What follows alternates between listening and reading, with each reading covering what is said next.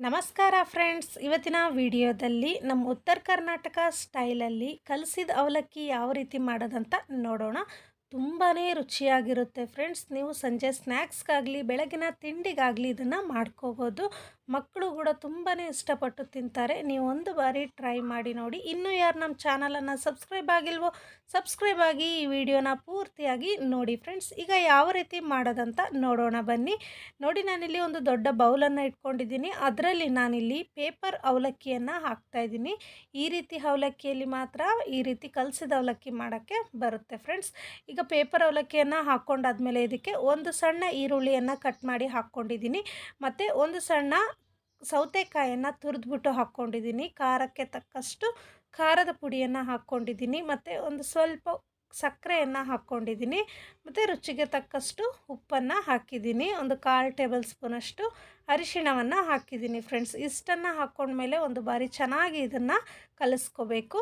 ನೋಡಿ, ಈ ರೀತಿ ಕಲಿಸ್ಕೊಂಡಾದ್ಮೇಲೆ ಇದಕ್ಕೆ ಒಂದು ಒಗ್ಗರಣೆಯನ್ನು ಮಾಡಬೇಕು. ಅದಕ್ಕಾಗಿ ನಾನು ಗ್ಯಾಸ್ ಮೇಲೆ ಒಂದು ಒಗ್ಗರಣೆ ಪ್ಯಾನನ್ನು ಇಟ್ಟಿದ್ದೀನಿ. ಅದರಲ್ಲಿ 2 ಟೇಬಲ್ ಸ್ಪೂನಷ್ಟು ಎಣ್ಣೆಯನ್ನು ಹಾಕಿದ್ದೀನಿ. ಎಣ್ಣೆ ಹಾಕಿದ್ಮೇಲೆ ಎಣ್ಣೆ ಕಾದ ನಂತರ ಇದಕ್ಕೆ ಸಾಸಿವೆ ಮತ್ತು ಜೀರಿಗೆಯನ್ನು ಹಾಕ್ಕೊಂಡಿದ್ದೀನಿ. ಸಾಸಿವೆ ಜೀರಿಗೆ ಚಿಟಪಟ ಅಂತ ಸಿಡಿದ ನಂತರ 1-2 ಟೇಬಲ್ ಸ್ಪೂನಷ್ಟು ಶೇಂಗಾವನ್ನು ಹಾಕ್ಕೊಂಡಿದ್ದೀನಿ ಫ್ರೆಂಡ್ಸ್. ಶೇಂಗಾನೂ ಕೂಡ ಚೆನ್ನಾಗಿ ಫ್ರೈ ಆದ ನಂತರ ಇದಕ್ಕೆ ಸ್ವಲ್ಪ ಕರಿಬೇವಿನ ಸೊಪ್ಪನ್ನು ಹಾಕ್ಕೊಂಡಿದ್ದೀನಿ. ಮತ್ತು ಒಂದು ಹಸಿಮೆಣಸಿನಕಾಯನ್ನು ಕಟ್ ಮಾಡಿ ಹಾಕ್ಕೊಂಡಿದ್ದೀನಿ. ನಾನಿಲ್ಲಿ ಒಬ್ಬರಿಗೆ ಮಾಡೋದ್ರಿಂದ ಕಡಿಮೆ ಕ್ವಾಂಟಿಟಿಯಲ್ಲಿ ಮಾಡ್ತಾಯಿದ್ದೀನಿ ಫ್ರೆಂಡ್ಸ್. ನೀವು ಜಾಸ್ತಿ ಜನ ಇದ್ದರೆ ಸ್ವಲ್ಪ ಜಾಸ್ತಿ ಕ್ವಾಂಟಿಟಿಯಲ್ಲಿ ಹಾಕ್ಕೊಳ್ಳಿ. ಈಗ ನೋಡಿ, ಒಗ್ಗರಣೆನೂ ಕೂಡ ರೆಡಿ ಆಯಿತು. ಈಗ ನಾವು ಕಲಸಿಟ್ಟಿರುವಂಥ ಅವಲಕ್ಕಿಗೆ ಈ ಒಗ್ಗರಣೆಯನ್ನು ಎಷ್ಟು ಬೇಕೋ ಅಷ್ಟು ಹಾಕ್ಕೊಂಡು ಮತ್ತು ಇದಕ್ಕೆ ಹಸಿ ಕಾಯಿ ತುರಿಯನ್ನು ಹಾಕ್ಕೊಂಡ್ಬಿಟ್ಟು ಚೆನ್ನಾಗಿ ಇದನ್ನು ಒಂದು ಬಾರಿ ಸ್ಪೂನಲ್ಲಿ ಮಿಕ್ಸ್ ಮಾಡ್ಕೊಳ್ಳಿ. ಒಗ್ಗರಣೆ ಬಿಸಿ ಇರುತ್ತೆ ಫ್ರೆಂಡ್ಸ್, ಹಾಗಾಗಿ ಮೊದಲಿಗೆ ಸ್ಪೂನಲ್ಲಿ ಮಿಕ್ಸ್ ಮಾಡಿಕೊಂಡು ಆಮೇಲೆ ನೀವು ಕೈಯಲ್ಲೇ ಇದನ್ನು ಚೆನ್ನಾಗಿ ಕಲಿಸ್ಕೋಬೇಕು.